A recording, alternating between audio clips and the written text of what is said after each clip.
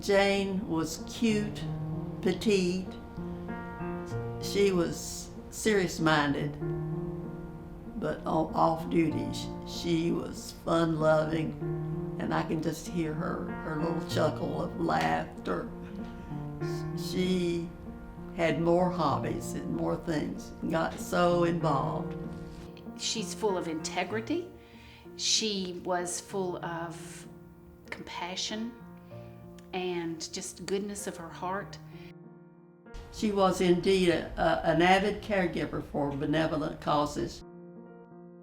But the adjectives don't work. It has to be verbs. It has to be action, kind of thinking and responding. And when she saw a need, she took care of it.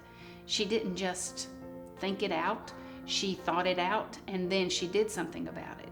When I think about it, she didn't waste a minute of her time. If she got ready to go somewhere ahead of time, had 10 minutes, she'd find herself something that was valuable to do in that 10 minutes. But I think a lot of that has to go with her beginnings, her early childhood, the way she was raised, the influences that came to her, and that she turned around then and influenced other people the same way. Jane was the fourth child of what would later become 7 children. Their income was from a Presbyterian minister of a small church's salary. It was hard to make that stretch to provide for everything. Her own family being helped by other people, and she witnessed her family helping other people. And I think this helped shape what she became later.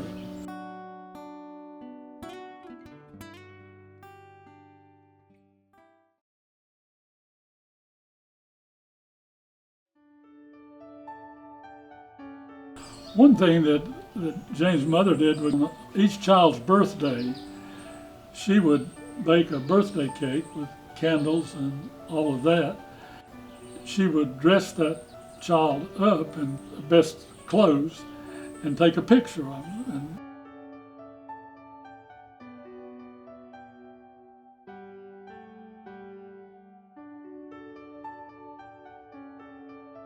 She left there and went to Flora McDonald, which I think had a great bearing on her life. This was a Presbyterian 4-year school for women, and those women were probably looked after better there than most of them were at home.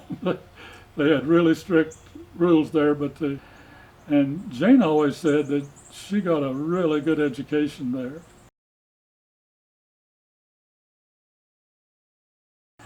She couldn't have gone to Carolina as a freshman and sophomore anyway. They didn't allow women the first 2 years at that time. But she went there and did quite well, majored in chemistry, graduated Phi Beta Kappa. The professor, then he would announce when the papers were handed out, the highest grade in the class was made by was a 97, and it was made by Mr. Carswell. And when she graduated there, she applied to medical school at Carolina. She knew that her grades were the top of the class in pre-med, and she was turned down. One of the people on the committee later said the reason he voted against her was that he thought she was too frail, that she weighed under 110 pounds. He couldn't imagine her in a rigorous profession like a doctor would be. But she hiked, she was a cross-country skier, she backpacked down in Linville Gorge or on the Strong Persons. She spent a lot of time in the mountains hiking. I loved hiking with her because she knew all the trails. Canoeing, and she joined the bowling league. She won a mixed doubles tennis championship. And she helped work in the tobacco fields, and she got to where her brother said she was kind of an expert at stringing, and she also picked cotton for a penny a pound and did just about everything that would have required a strong person. Frail was not a good word to describe her. Jane was always small and was captain of the basketball team her senior year and high scorer. Some farmer kept yelling something at her when she was playing, and she didn't know what he was saying. And when she went to the bench, she asked her coach, what is he yelling at me? And he said, he's replant. That if you're a gardener or farmer, you know that sometimes when you crop your corn or beans or whatever doesn't come up, you go back and replant the areas that don't come up, and the replants are always smaller.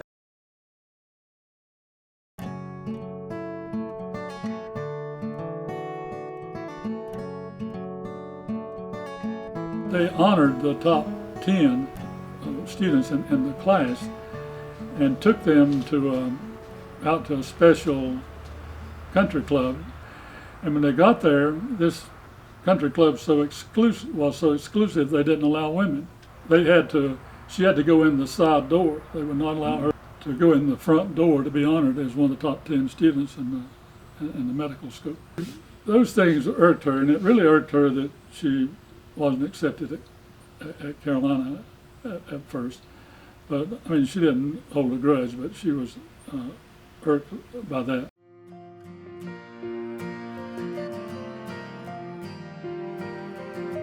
Jane decided that she wanted to work in a small town. There was an opening at Blackwelder Hospital, and she signed a contract there and finished her medical career in Lenoir. But she came here at 29 years old, single, weighed less than 110 pounds, and no friends or family anywhere close by. And she had to make a way for herself, and she did that. She joined the First Presbyterian Church, and it was a real good match for her, and it was a good match for the church. And she just became involved in everything she could and became one of the better known people in the county.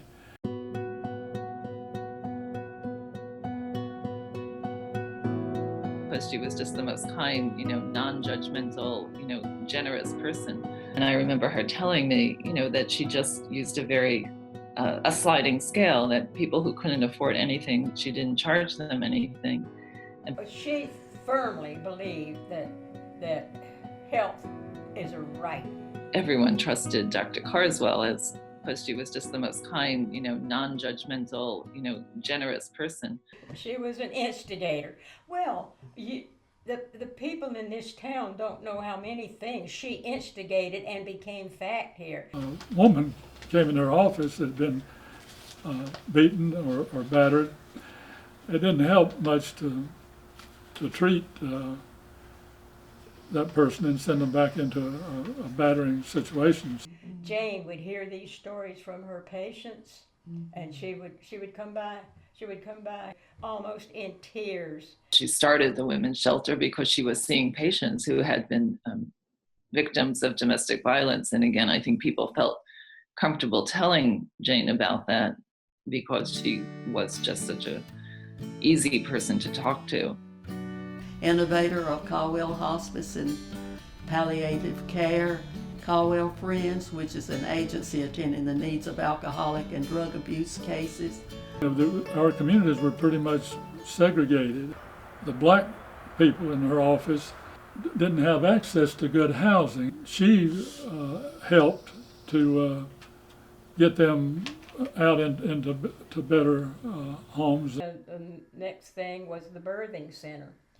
She worked very hard on having a birthing center rather than just a delivery room where women went before and She also was concerned that a lot of the people that were retiring didn't have a place to live. Widows or widowed at that point needed a retirement place to go to. And of course, that was the beginning of Koinonia. She was on the first board.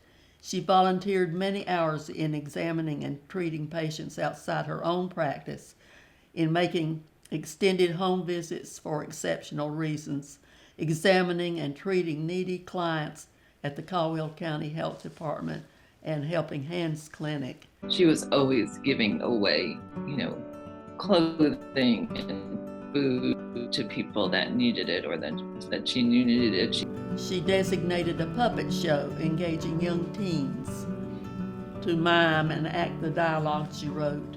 She also composed scripts for church programs and for biracial groups, which involved into a Christmas interracial program, and also wrote monologues depicting lives of early people, such as those that she wrote about Elsie Coffey living in the Wilson Creek area, and worked tirelessly at Wilson Creek Wildlife Reserve area.